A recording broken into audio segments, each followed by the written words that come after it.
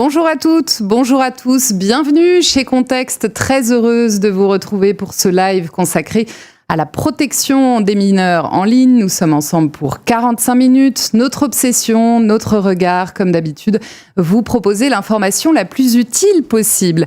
45 minutes donc pour dérouler ensemble les grandes lignes de ce qui nous attend dans les mois à venir sur cette question, cet enjeu majeur de la régulation des contenus.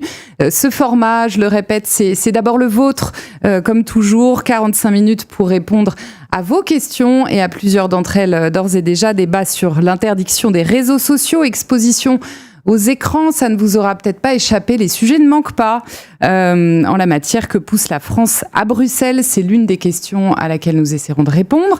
Comment le débat sur la vérification de l'âge va-t-il évoluer dans les mois à venir? Que trouve-t-on derrière la notion de majorité numérique? Ces questions, mais bien sûr les vôtres, alors allez-y, je les attends en direct dans le chat. Avec moi aujourd'hui autour de ce plateau pour se projeter un peu, deux journalistes de contexte, les plus à même de vous éclairer. Mégane Jansou, bonjour.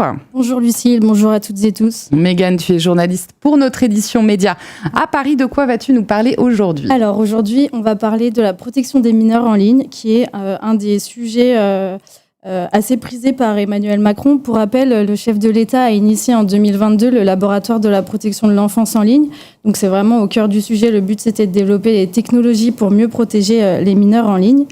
Et ce sujet de la protection de l'enfance en ligne a récemment retrouvé un regain d'intérêt en France, mais aussi en Europe, comme on va le voir juste après. Merci beaucoup, Guénaël Pépin. Bonjour. Bonjour. Guénaël, tu es également journaliste pour notre édition Médiamé à Bruxelles. Merci d'être là ce matin avec nous. De quoi vas-tu nous parler aujourd'hui? Du volet bruxellois avec la vérification de l'âge, majorité numérique et surtout en ce moment les lignes directrices de la Commission sur la protection des mineurs. Donc, le DSA impose aux plateformes de protéger les mineurs. Il doit sortir des guidelines peut-être dans la semaine à venir. Et ça fait beaucoup de débats après un an de consultation. Voilà. Il donne leur interprétation, ça ne plaît pas à tout le monde. Voilà, et sur le sujet, l'été s'annonce extrêmement studieux, vous l'aurez compris. Merci à tous les deux. On rentre tout de suite dans le cœur du sujet et notre première partie consacrée donc à cet été studieux. Si vous lisez Contexte Média sur la plage, qui sait, dans les semaines à venir, eh bien, ça ne vous aura pas échappé. Plusieurs initiatives et mesures sont attendues concernant la protection des mineurs en ligne. On l'a dit, à Paris comme à Bruxelles. Le sujet est remonté tout en haut de l'agenda politique ces derniers mois. Et deux constats, donc, avant de prendre vos questions. On va commencer par se tourner vers Bruxelles, où, comme le disait Guénaël, donc la Commission prévoit de publier ses lignes directrices sur le sujet. Bon, on parle du 14 juillet. Alors, je ne sais pas si la date est encore confirmée. C'est pas confirmé, mais c'est attendu très fort là. Voilà. Ok, alors tu chroniques, Guénaël, dès qu'elles sortent, le contenu des différentes versions de travail qui circulent. Alors, de quoi s'agit-il? De quoi parle-t-on, Guénaël, quand on parle de ces lignes directrices très concrètement, en essayant d'être le plus pédagogue possible, évidemment? L'article 28 du DSA impose aux plateformes de protéger les mineurs, et donc pour guider les plateformes, la Commission a mis en consultation une ligne directrice sur le contrôle de l'âge, c'est-à-dire quand une plateforme doit vérifier, contrôler, s'assurer qu'un utilisateur est majeur ou non. La vérification de l'âge pour les plateformes posant plus de risques pour les mineurs, donc on va parler du porno, du jeu d'argent, du tabac éventuellement, et à côté de ça, comment cadenasser les comptes des mineurs sur les services en ligne, sur les réseaux sociaux en particulier, donc tout rendre privé par défaut, éviter que des adultes puissent contacter par défaut les mineurs, ce genre de choses. Désactiver aussi les fonctionnalités addictives, donc éviter que les mineurs tombent dans des rabbit holes, c'est-à-dire dans des contenus de plus en plus extrêmes en scrollant sur TikTok, sur Insta, ou même sur YouTube, on va le dire. Donc c'était en consultation pendant un an avec les États, les plateformes. Exactement. Et donc là, on est vraiment en étape finale avec les coordinateurs nationaux du DSA, comme l'ARCOM en France, qui donnent les derniers avis avant publication. Donc on le comprend, c'est en fait un socle pour objectiver ce sujet et permettre d'aller un petit peu plus loin que les outils que la Commission a aujourd'hui à sa disposition ou les États membres. À Paris, on en parlait, mais sur la vérification de l'âge, si on parle un petit peu de calendrier avec toi, Mégane, on attend une décision de justice aussi. Elle est assez structurante, elle sera rendue a priori courant juillet et cela concerne les sites pornographiques pour le coup spécifiquement. Oui, alors déjà pour replacer le contexte, il faut savoir que la France a été très allante, très volontariste sur la vérification de l'âge en ligne et plutôt que d'attendre donc les fameuses lignes directrices dont parlait Guénaël, la France a promulgué une loi dite SREN, donc pour sécuriser l'espace numérique, et cette loi, elle dit que l'Arcom, donc le régulateur du numérique et de l'audiovisuel, doit et a fait en l'occurrence créer un référentiel sur la vérification de l'âge en ligne. Donc, un référentiel, c'est une sorte de cadre, un peu de réflexion qui permet d'aller un petit peu plus loin. Tout à fait, c'est un référentiel qui définit un peu les grands principes à respecter. On rentrera un peu plus après dans les détails. Et donc ce référentiel, il ne s'applique pas seulement aux sites pornographiques, donc parce que ça vise les sites pornographiques uniquement au départ. Il ne s'applique pas seulement aux sites qui sont français ou hors d'Europe, mais aussi établis dans des États membres de l'Union européenne. C'est le cas par exemple de Pornhub qui est situé à Chypre. On a aussi Xvideo en République tchèque. Et donc pour en arriver à ta question, le 16 juin, l'éditeur du site Xhamster, qui est aussi chypriote si je dis pas de bêtises, a obtenu du tribunal administratif de Paris de suspendre l'exécution de ce référentiel, enfin en tout cas le fait qu'il s'applique aux sites établis en Europe. Donc pour l'instant c'est en suspens et le gouvernement français s'est pourvu en cassation pour contester cette suspension devant le Conseil d'État et donc on attend la réponse sur le fond et c'est ça qu'on attend en fait dans les prochaines semaines. Ça devrait être jugé d'ici la fin du mois. Est-ce qu'on a une idée déjà de ce qui pourrait ressortir et de la décision qui sera rendue, en tout cas de sa teneur, ou c'est très compliqué à dire, toi qui as suivi Alors c'est compliqué à dire dans le sens où on a énormément de procédures contentieuses en parallèle auprès de différentes juridictions, différents tribunaux, etc. Mais ce qu'on voit, c'est que tout le monde est très confiant sur la suite. Quand tu parles de tout le monde, c'est le gouvernement français, l'Arcom se tient prête à pouvoir mettre en demeure les sites qui n'ont pas respecté les systèmes de vérification de l'âge en ligne. Donc voilà, on attend, mais on attend positivement. D'accord, merci beaucoup. On va retourner à Bruxelles avec toi, Guénaël. Alors, pour revenir à ces lignes directrices qui sont un peu le couvercle au-dessus de la marmite, on va dire, qu'est-ce qui bloque encore aujourd'hui ? Qu'est-ce que tu as pu observer, toi, très concrètement, sur les différentes versions qui ont été proposées ? Quelles sont les critiques qui peuvent être aussi formulées par la Commission européenne en ce qui concerne ce débat autour de la vérification de l'âge ? En ce qui concerne les lignes directrices, ce qui pose encore problème, c'est plus être du détail aujourd'hui. C'est-à-dire que tout le monde est assez d'accord sur le fait d'imposer la vérification de l'âge sur les sites porno. Donc la manière de le faire, sans convenir. La question, c'est plus, est-ce qu'on va plus loin que les sites explicitement, manifestement dangereux pour les mineurs, interdits aux mineurs. Donc ça, on verra après, mais c'est le push français là-dessus. Donc ça, c'est à quel niveau d'ambition pour les guidelines ? La Commission a quand même mis la barre assez haute, notamment sur le verrouillage des comptes et la vérification de l'âge. Pour les Français, ça va pas assez loin. Pour 13 États européens, ça va pas assez loin. Donc il y a ces débats-là. Et les plateformes sont pas ravies de voir ça arriver parce que ça casse quand même leur modèle d'avoir un système de recommandations verrouillé par défaut. De ne pas pister les utilisateurs dans leur consommation de contenu. Mais je pense pas que ça bougera tant que ça. On est vraiment sur les touches finales. Donc là, les versions qu'on a depuis une semaine, il y a peu de chances que ça bouge. Concernant ce que fait la France, en quoi ça pose problème ? Dans l'idée, c'est plus ou moins compatible avec le droit européen. Il y a quelque chose qu'on appelle le principe de pays d'origine, dont on parle beaucoup avec Mégane. C'est notre passion depuis quelques mois. Donc c'est la directive e-commerce qui dit que un État n'a pas le droit d'imposer des règles à des services, à des catégories de services établis dans d'autres États. Donc la France n'a pas le droit de dire les plateformes ou les réseaux sociaux. Mais elle aimerait bien le faire. Elle en a très envie. Voilà, mais c'est pour ça que l'arrêté français, donc SREN, a reçu 2 avis circonstanciés de la Commission parce que SREN partit dans cette direction. Alors, on peut peut-être rappeler ce que c'est qu'un avis circonstancié pour ceux qui ne connaissent pas la mécanique bruxelloise. Donc, la France, quand elle a fait la loi SREN, ça se passe numérique, a été obligée de notifier la loi à la Commission qui lui a envoyé 2 fois un avis circonstancié, c'est-à-dire une menace juridique si elle ne modifie pas le texte. Donc d'aller devant la Cour de justice de l'Union européenne pour dire non, ça se passe. Donc soit tu modifies, soit je t'attaque. Exactement. En résumé. Je bloque, en l'occurrence. Je bloque la promulgation du texte pendant 3 à 4 mois. Voilà. Et donc, ça a marché, de mémoire, je parle sous contrôle de Megan. Et donc, l'astuce trouvée a été de faire cet arrêté où on liste explicitement, plateforme par plateforme, celle auquel on veut imposer la vérification de l'âge. Et ça, la Commission n'a pas pu dire grand-chose. Comme on l'avait révélé, il y a aussi eu des lettres envoyées par la Commission aux États où sont établies ces plateformes, parce que la Commission... Donc Chypre, par exemple, on en a parlé. Exactement, Luxembourg et Tchéquie. Et Luxembourg et Tchéquie n'étaient pas très ravis au départ de voir la France agir à leur place, on va dire. Un faux contexte. Oui.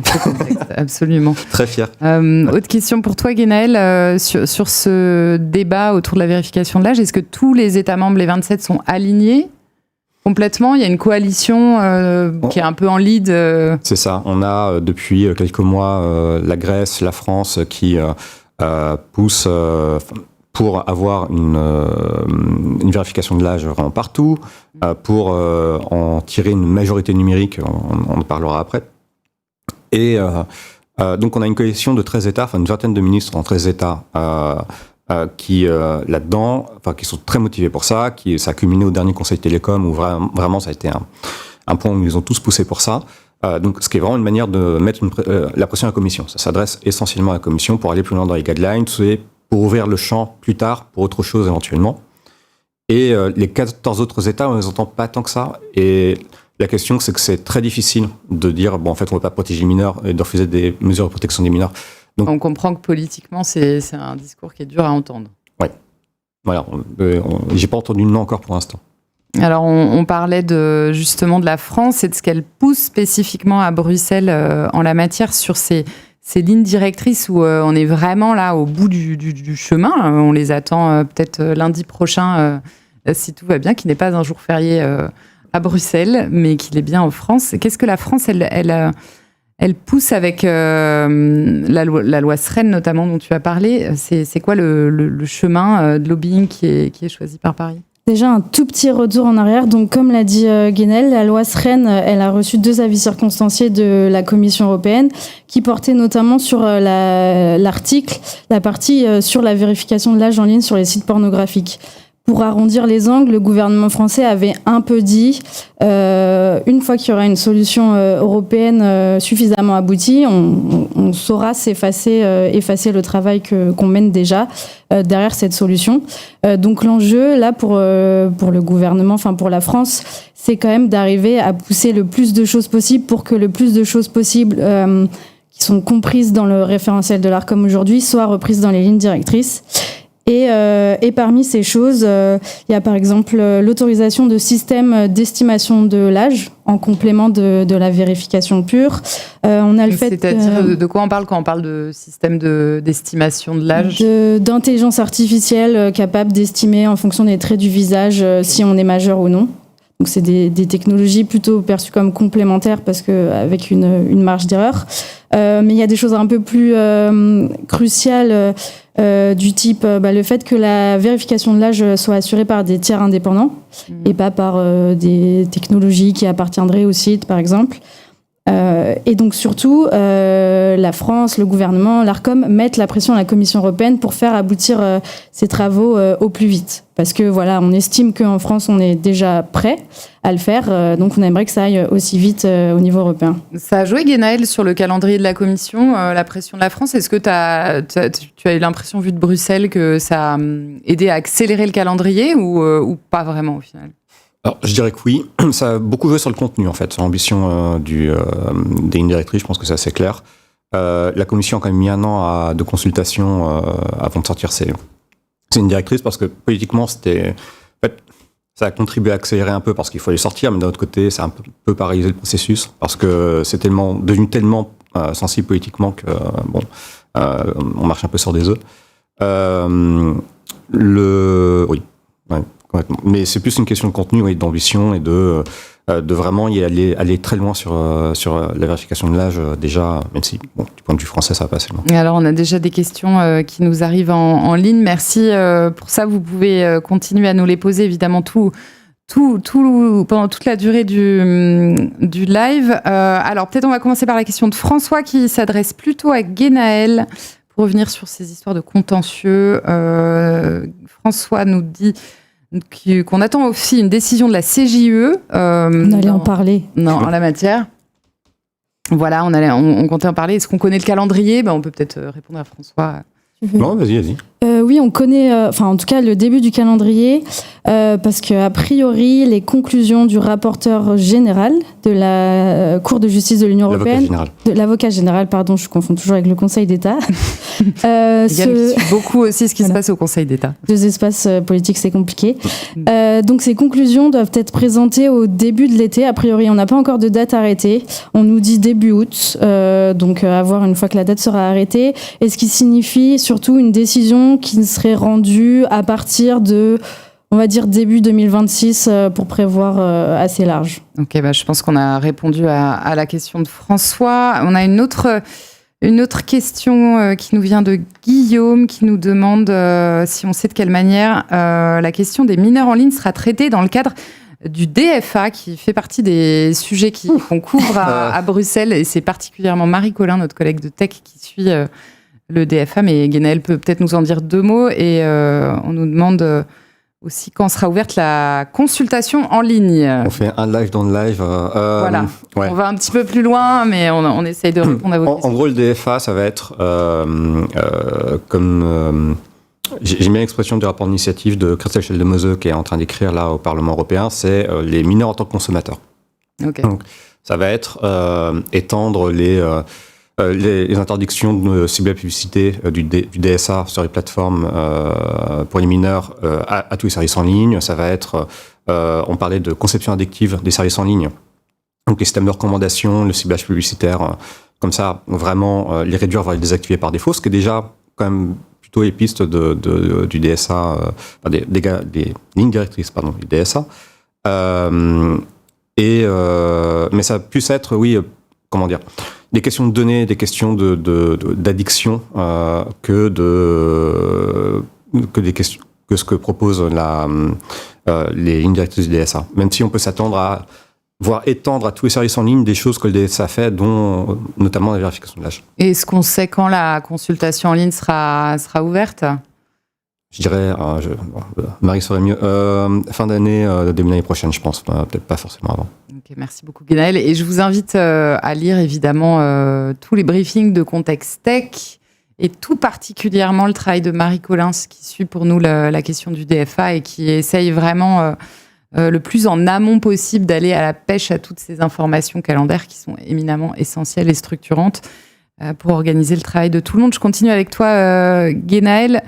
Alors très concrètement, il va se passer autre chose cet été, c'est qu'il va y avoir une application de vérification de l'âge en ligne qui va être lancée formellement. Alors, a priori, c'est dans le mois qui vient, en juillet. La promesse, c'est quoi ? C'est que les plateformes, notamment, ne pourront pas récupérer les données personnelles des utilisateurs. Globalement, est-ce que tu peux nous dire ce que prévoit cette app, comment elle va fonctionner ?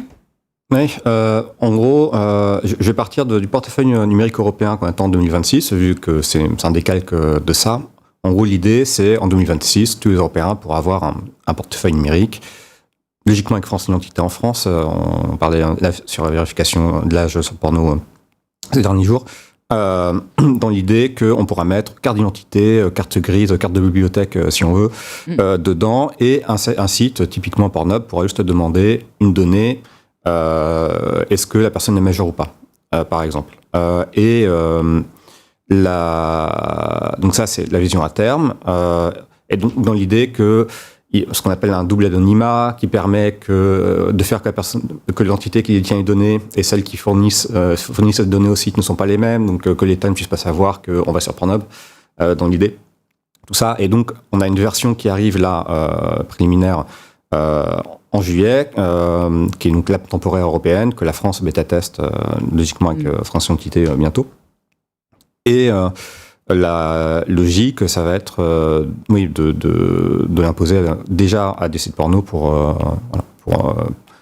vérifier ça. Et alors, comment ça va se passer, Mégane, ce test français ça fait assez sens avec ce que tu as déjà raconté, ce côté France qui pousse beaucoup sur ce sujet. Est-ce qu'on sait déjà ce qu'il va falloir regarder ?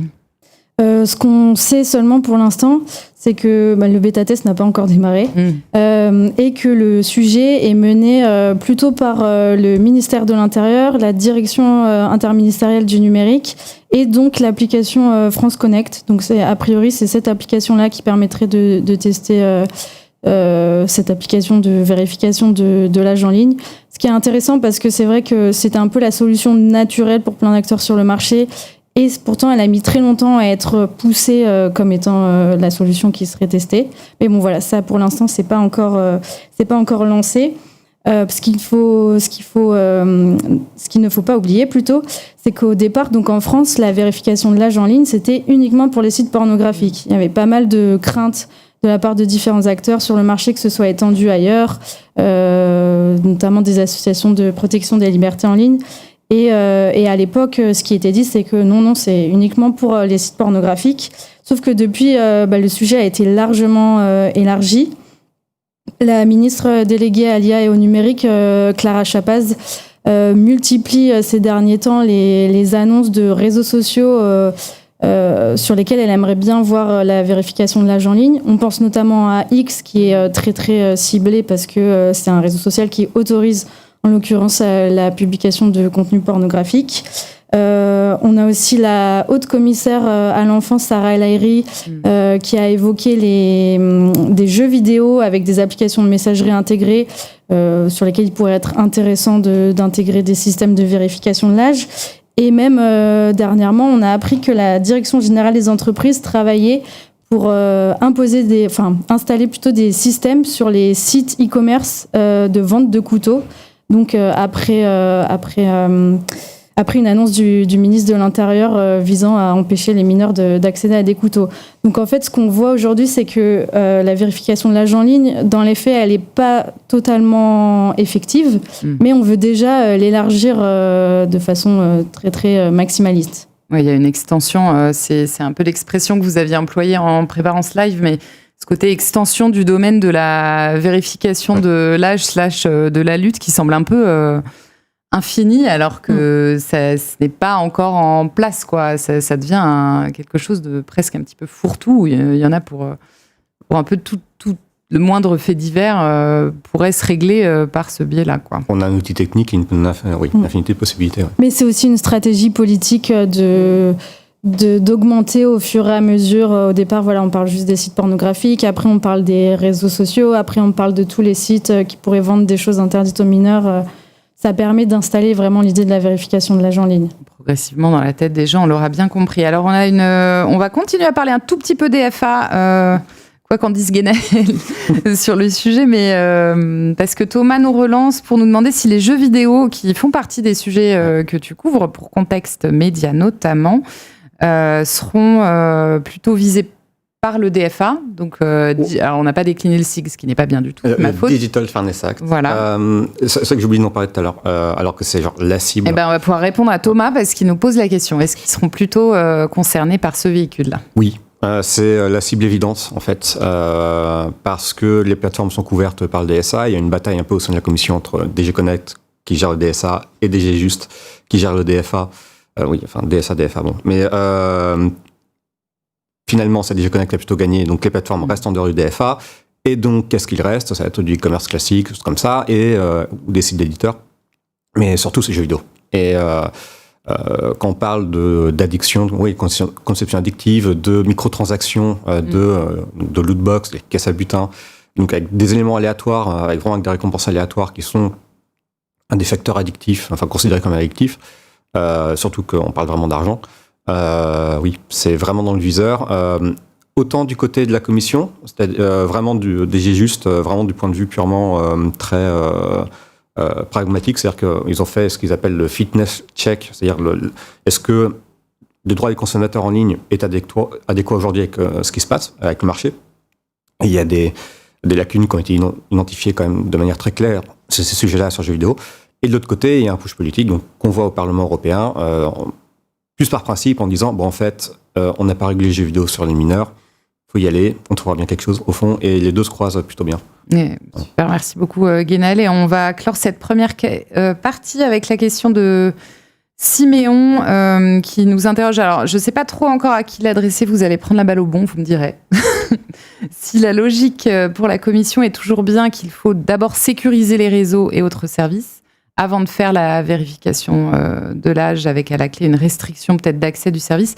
Siméon nous demande pourquoi la France, en l'occurrence Emmanuel Macron ou Madame Chapaz, pousse la vérification de l'âge, peu importe le niveau de risque qu'elles sont. En résumé, si je résume la question de Siméon, les arguments pour avoir le age gating coûte que coûte. Est-ce qu'il y en a ? Alors, c'est une très bonne introduction à la deuxième partie du live, puisque l'étape d'après, en fait, quand on parle d'interdire certains services aux mineurs, là, on est dans la majorité numérique, on n'est plus dans la vérification de l'âge en ligne. Donc, c'est deux sujets un peu différents. Encore une fois, c'est deux étapes politiques. On parle d'abord de vérification de l'âge en ligne, et une fois que c'est installé, accepter que ça fonctionne, là, on peut évoquer le sujet de la majorité numérique. Voilà, et d'ailleurs, on va l'évoquer dans notre deuxième partie. Avant ça, pour aller plus loin, un petit amuse-bouche. 2 articles signés Contexte Média sur le sujet. Le premier s'intitule « Majorité numérique », justement, la lubie française à l'épreuve de Bruxelles, sous la plume de Mégane Jansous et de Guénaël Pépin, ici présent. On vous partage le lien, évidemment, dans le chat.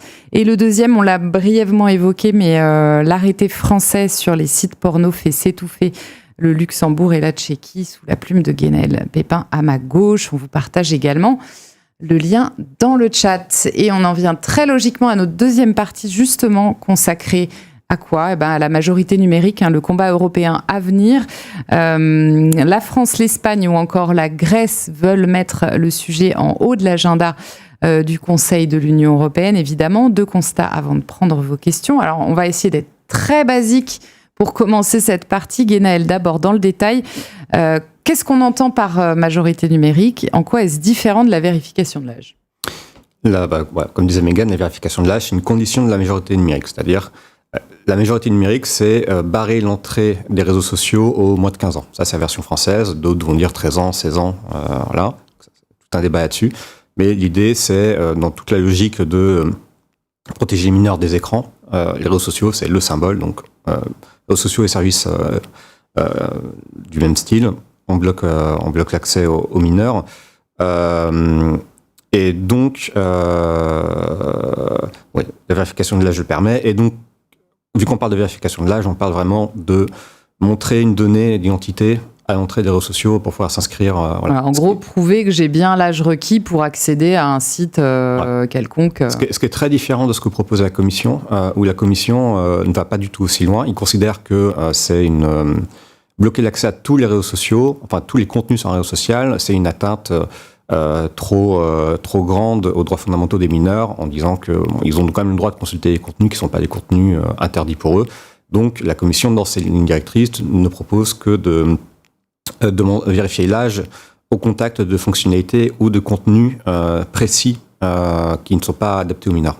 Et donc il y a cette question, évidemment, quand on en parle de où est la borne, quoi, où se situe, on parle de 15 ans pour la France, mais est-ce que c'est cette borne-là qui est la bonne ? Est-ce que c'est 16 ? Est-ce que c'est 13 ? Dans quel cadre ça peut être tranché, ça ? Au Conseil de l'UE, où sont les États. Voilà. Dans l'idée, en fait, soit au Conseil de l'UE, donc on peut avoir un débat européen sur le fait, pour définir un âge européen. Et ça, c'est un peu ce que voulait la France à un moment. Maintenant, ils ont mis de l'eau dans leur vin ces dernières semaines, donc la Chapaz notamment, en disant... Bon, on peut avoir un cadre européen de majorité numérique en disant on installe des systèmes de vérification de l'âge et le principe que la majorité numérique est possible dans chaque État, et après à chaque État de définir son âge et au fond ce qu'il entend vraiment par majorité numérique, parce que ça peut être vraiment interdire, bloquer l'accès, mais en fait ça peut être aussi autre chose en termes d'adaptation du service aux mineurs. Il faut se souvenir que c'est pas complètement nouveau la majorité numérique non plus, parce que le RGPD, donc le règlement européen sur la protection des données, interdisait déjà l'exploitation et le recueil à la base des données personnelles des mineurs, en laissant à peu près la liberté aux États membres de définir un âge, donc une espèce de majorité numérique. Donc ça sort pas de nulle part non plus. Même si la validité juridique de la majorité numérique reste encore à vérifier, à confirmer en tout cas. Ouais. Et le RGPD, maintenant, c'est brandi par la Commission pour ne pas agir là-dessus. Maintenant, c'est bon, en fait, vous pouvez vous débrouiller avec le RGPD, laissez-nous tranquilles. Il y a un petit paradoxe bien identifié. Mégane, justement, puisque tu as repris le micro et que tu avais bien raison de le faire, la France, alors sur ce débat-là, sur cette question de majorité numérique, elle a un petit cran d'avance. Même si le cadre qu'elle a fixé est un peu perfectible quand même. Mais bon, il y a une volonté de Paris d'avancer. Elle s'est positionnée assez tôt sur le sujet. Elle dispose d'une législation au niveau national depuis 2023. Oui, c'est ça, juillet 2023. Ça fait partie des plusieurs textes sur la protection des mineurs en ligne qui ont été votés sous le quinquennat actuel. Donc c'est la loi dite Marcangeli, du nom de son auteur qui est Laurent Marcangeli. Voilà, qui est ministre aujourd'hui. C'est une loi qui instaure une majorité numérique à 15 ans. Donc promulguée depuis juillet 2023, mais jamais appliquée, tout simplement parce qu'elle nécessitait pour être appliquée 2 décrets d'application qui n'ont jamais été publiés. On sait pourquoi. Pour une très bonne raison. Enfin, en fait, c'est volontaire. C'est parce que la Commission européenne a envoyé un courrier l'été dernier. Mais un peu avant. Ou l'été d'avant, plutôt il y a 2 ans, pour critiquer cette loi et une autre au passage, pour encore une fois le fait qu'elle empiétait sur le DSA, mais aussi ne pas avoir respecté la procédure de notification de ce qu'on appelle des règles techniques qui seront valables en Europe. Donc c'est pas un avis circonstancié cette fois-ci comme la loi Sren, mais ça a quand même poussé le gouvernement à renoncer à publier les décrets d'application. Enfin, ça a été dit assez clairement dans un rapport publié par Contexte. Et donc malgré le retour sur le devant de la scène de la majorité numérique, ce qui se dessine en France, a priori, c'est pas la publication de ces décrets manquants, mais plutôt le fait de porter l'idée de majorité numérique à l'échelle européenne. Et peut-être dans un second temps, quand on aura une fumée blanche à Bruxelles, on pourra produire ces décrets d'application. Alors, on ne sait pas exactement comment ça se mettrait en place si on a une majorité numérique en Europe, comment ce serait décliné en France. Ce qu'on sait juste, c'est qu'aujourd'hui, le gouvernement français, et plus particulièrement Clara Chapaz, milite pour qu'on ait une majorité numérique européenne et ensuite qu'on puisse fixer un âge à l'échelle nationale. Et ce qui se profile là, plus rentre dans l'immédiat, je parle toujours des lignes directrices, c'est ma passion en ce moment, c'est que la France interdise vraiment aux mineurs eux-mêmes d'aller sur les réseaux sociaux et pas aux plateformes d'accepter les mineurs. Okay. Et ensuite, ce sera la Commission qui contrôlera les plateformes. Et ça, normalement, ça rend compatible avec le DSA et on oublie tout ce qu'il y a de la majorité numérique. Justement, tu parles de plateforme, Guénaëlle, donc on va continuer d'en parler ensemble. En termes de lobbying, comment se positionnent-elles, celles qui sont concernées, et plus globalement par quand même tout ce champ de restrictions à venir? C'est quoi la position? Est-ce qu'il y en a une majoritaire? Est-ce qu'il y en a il y a une dissonance entre certaines? Alors, entre les plateformes, ça va. C'est plus entre les acteurs de la tech, vu que le débat, c'est qui est responsable de vérifier l'âge. Enfin, de faire cette vérification. De mettre le verrou, quoi. Exactement, c'est ça. Exactement. Et donc, les réseaux sociaux, dont Meta, en particulier Meta, vont dire, non, c'est pas à nous, c'est à votre iPhone, à votre téléphone Android, par le système ou par la boutique d'application de le faire. Donc de bloquer l'accès à l'application X ou Insta dans la boutique d'application, dans l'idée. Eux répondent, non, c'est pas notre travail. Ces réseaux sociaux qui sont au plus près des contenus, comme ça s'applique, donc ça à eux de le faire. En plus, ça s'applique partout et pas que sur portable. Ça. Et Meta, du coup, là, a repris à son compte l'argument de la majorité numérique. C'est-à-dire qu'il y a quelques mois, ils avaient fait une campagne en disant il nous faut une nouvelle loi européenne sur la vérification de l'âge, l'interdiction des réseaux sociaux à 16 ans, sans vraiment brander ça à la majorité numérique. Là, ils reviennent en disant en fait, la majorité numérique, ça doit finalement, c'était pas si mal. Voilà. Ce qui a un peu agacé la ministre danoise et Christelle Schaldemose au Parlement. qui pas très contentes de ce coup de pub sur leur dos. On comprend bien qu'effectivement, il reste pas mal de chemin. Est-ce que sur cette question de la majorité numérique, alors on a déjà dit globalement que tous les États n'avaient pas vraiment la même définition. Il y a évidemment plein de défis autour de cette question. On peut peut-être soulever les principaux ensemble. Tu me parlais notamment de la question de l'identité numérique. Complètement, ouais.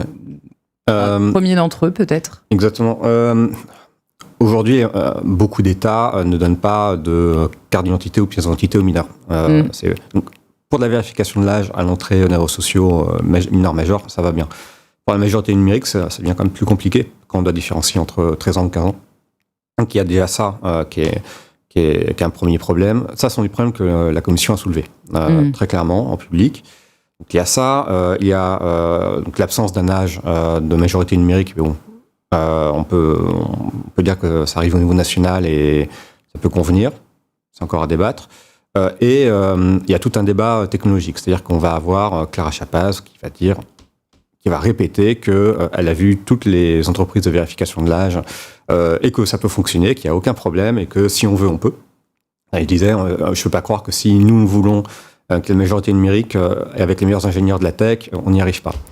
Ça, la Commission dit, non, ça marche pas vraiment. Aujourd'hui, la technologie n'est pas là pour le faire de manière sûre pour les mineurs. Sans exploitation de données personnelles derrière. Exactement. On a un besoin de protection ou de savoir où vont finir toutes ces données, quoi. Exactement. Et quand on parle aussi de vérification de l'âge et d'estimation de l'âge, c'est une discussion qu'on a eue récemment. Pour la majorité numérique, ça va de dire... pour la vérification de l'âge mineur majeur, ça va de dire d'avoir l'estimation de l'âge avec une marge à 25 ans. Comme ça, on capte à peu près les gens qui ont 18 ans ou plus. Encore une fois, entre 12 et 15 ans, c'est plus compliqué. Alors, Thomas, qui nous relance sur la question des jeux vidéo à nouveau.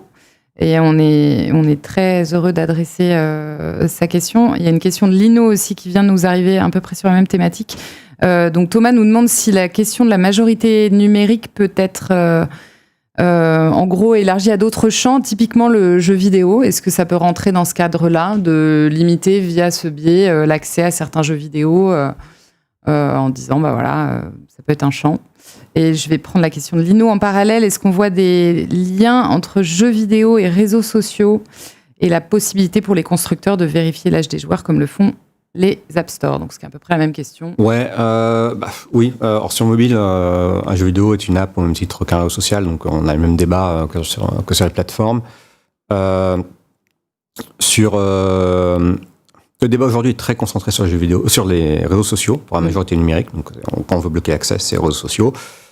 Jeux vidéo, on va beaucoup plus s'attaquer pour l'instant, à des choses très spécifiques, des choses. La conception addictive, le fait qu'ils passent des heures dessus, le fait de payer des skins en microtransactions, des choses comme ça. C'est-à-dire c'est plus des fonctionnalités précises que vraiment de bloquer l'accès aux jeux vidéo eux-mêmes. Je pense qu'on est à deux niveaux de discussion aujourd'hui là-dessus assez différents. Après, rien.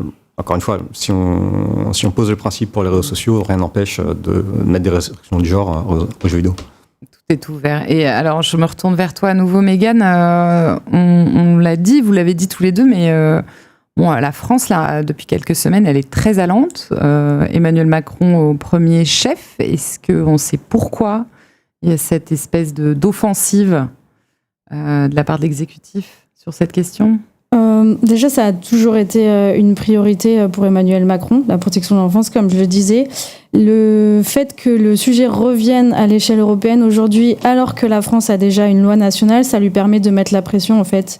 Et c'est exactement ce qu'il a fait lors d'une intervention à la télévision récemment. Il a dit je me donne, je crois que c'est 3 mois pour faire aboutir la majorité numérique. Sinon, je négocierai avec les Européens pour qu'on puisse le faire nous-mêmes. Et en fait, c'est... Faire un peu cavalier seul, quoi. Oui, voilà. Et bon, quand il dit « je me donne 3 mois », c'est une bataille qui est plutôt portée par Clara Chapaz. Parce que, donc, voilà, quand on a un président de la République qui a placé la protection de l'enfance parmi ses sujets on va dire favoris comme ça, enfin prioritaires plutôt.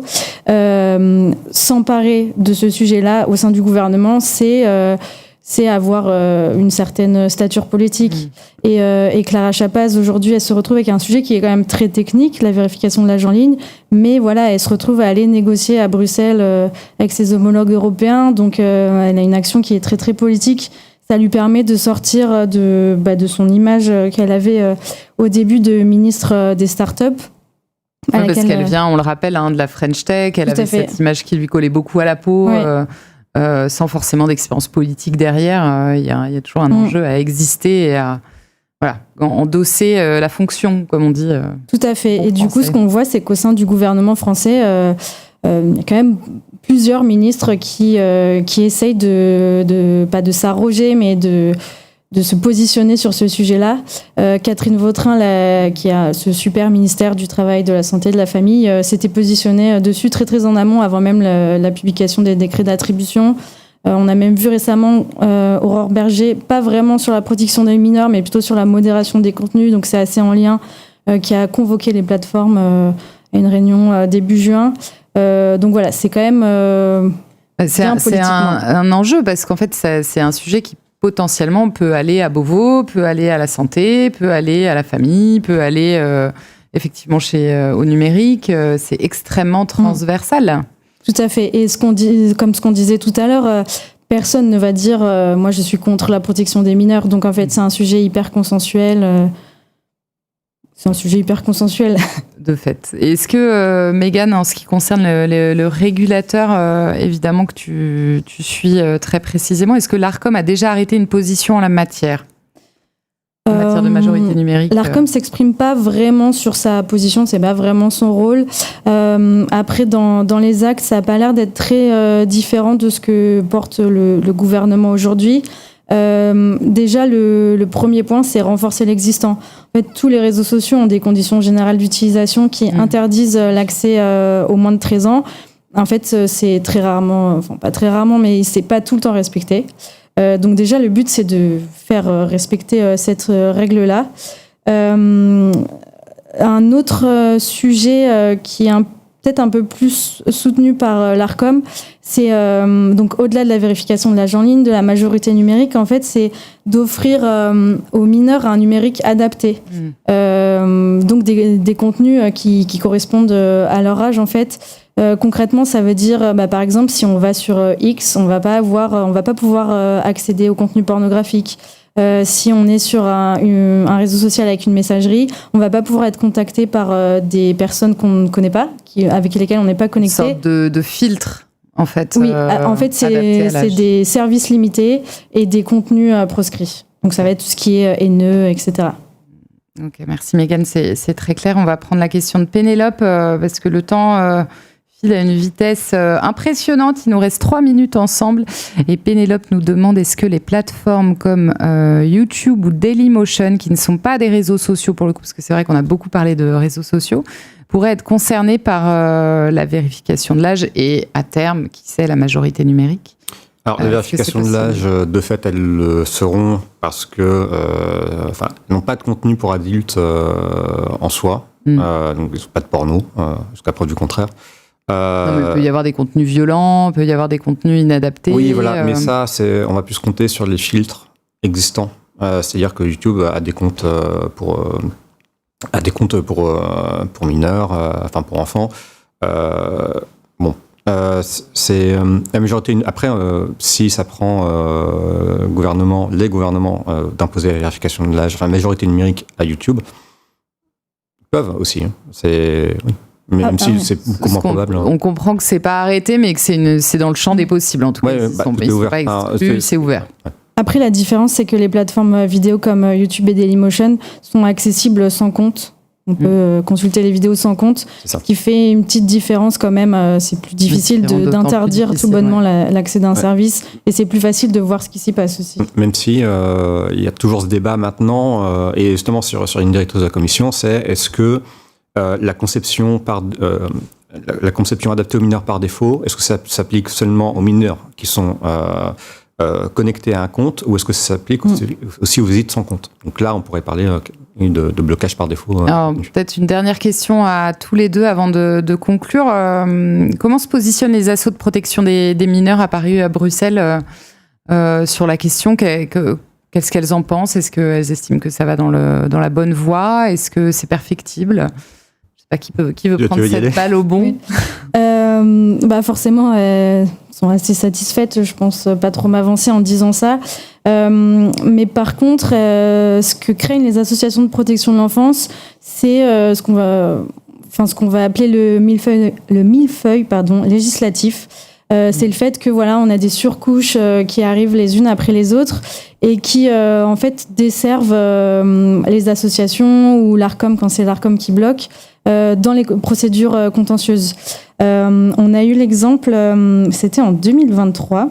L'Arcom avait ordonné le blocage c'était Pornhub, Tukif, Xhamster, XNNX et Xvideo, pardon. C'est très précis. Voilà. Soyons précis. Donc l'Arcom avait ordonné leur blocage en s'appuyant sur un décret de la loi de 2020 sur les violences conjugales, donc qui interdisait l'accès aux mineurs sur les sites pornographiques. Donc ça a été contesté devant plusieurs juridictions et en fait il y a une d'entre elles qui a dit oui mais en ce moment on a la loi SREN qui est en cours d'élaboration qui va remettre une autre couche d'interdiction en modifiant un peu avec une obligation de résultats ou de moyens, enfin voilà, une petite nuance juridique, ce qui fait que pour nous c'est compliqué de se prononcer sur ce blocage. Et en fait, on en revient à un point évoqué tout à l'heure, c'est cette procédure en fait qui a fait que le Conseil d'État a demandé son avis à la Cour de justice de l'Union européenne pour savoir si c'était possible en fait d'ordonner le blocage de sites comme ça au nom de la protection des mineurs pour des sites pornographiques établis dans l'Union européenne. Et donc, on attend toujours les conclusions donc pour des contentieux qui ont démarré dès 2023. On a un risque un peu d'enlisement et qu'on traîne beaucoup, multiplication de contentieux. À Bruxelles, c'est un peu la même idée, on imagine. Exactement, c'est vrai que Mégane parlait beaucoup d'adapter les services et contenus mineurs, c'est ça. C'est le premier combat, en fait. En tout cas, pour les assos de protection de l'enfance, quand ils parlent, c'est ça. Plutôt que la vérification de l'âge qui, de leur point de vue, peut d'une façon ou d'une autre être contournée. Les mineurs savent ce qu'est un VPN. Peut-être même mieux que certains majeurs. Oui, exactement. Je m'inclus dedans. Donc les réseaux privés virtuels donc, qui permettent de contourner. Exactement, de dire, en fait, je ne me connecte pas depuis la France, mais depuis Liechtenstein. Et donc oui, pour eux, l'enjeu, c'est déjà vraiment plus d'avoir des services adaptés aux mineurs. Super, et ben voilà, il est déjà 11h45, c'est la fin de ce live consacré à la protection des mineurs en ligne. Merci beaucoup pour votre fidélité, merci à Guénaël, merci à Mégane pour leurs éclairages, merci à Samuel et Yanis pour la modération de ce live. Dites-nous ce que vous avez pensé de ce format, évidemment. Vous allez recevoir un petit questionnaire de satisfaction très rapide qui nous aide, comme toujours, à améliorer nos contenus. N'hésitez pas à le remplir. Je vous dis à très vite. Et pour aller plus loin, évidemment, allez vous plonger dans les briefings de Contexte Média, plus spécifiquement, parce qu'on a quand même les 2/3 de ce pôle qui est représenté autour de cette table, à vous plonger aussi dans les briefings de la cousine ou jumelle, leur édition évidemment tech, à vous promener sur contexte.com. On se retrouve très bientôt pour un prochain live. À bientôt donc. Merci encore pour votre fidélité.